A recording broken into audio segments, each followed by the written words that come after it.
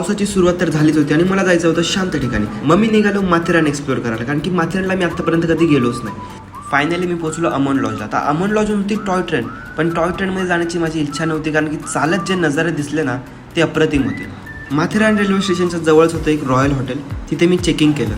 Hotel मस्त होतं, कारण की तिथे स्विमिंग पूल आणि रात्री DJ होता. तर मी असे फुकटच्या गोष्टी सोडत नाही, तर लगेच टाकल्या स्विमिंग पूलमध्ये उड्या आणि थोडीशी केली मजा मस्ती.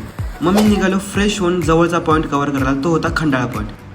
तिकडचा व्ह्यू एकदम सुंदर होता. तिकडे फक्त पसरलेलं आकाश आणि पसरलेला डोंगर एवढं दिसत होतं. ह्या टेलिस्कोपमधून मी माझ्या प्रॉब्लेमचा सोल्युशन बघत होतो, पण या काकी म्हणाले, अरे प्रॉब्लेम तर तूच आहेस. अपमान सहन केल्यानंतर आठवलं की अरे हॉटेलमध्ये तर DJ पार्टी आहे. तर मग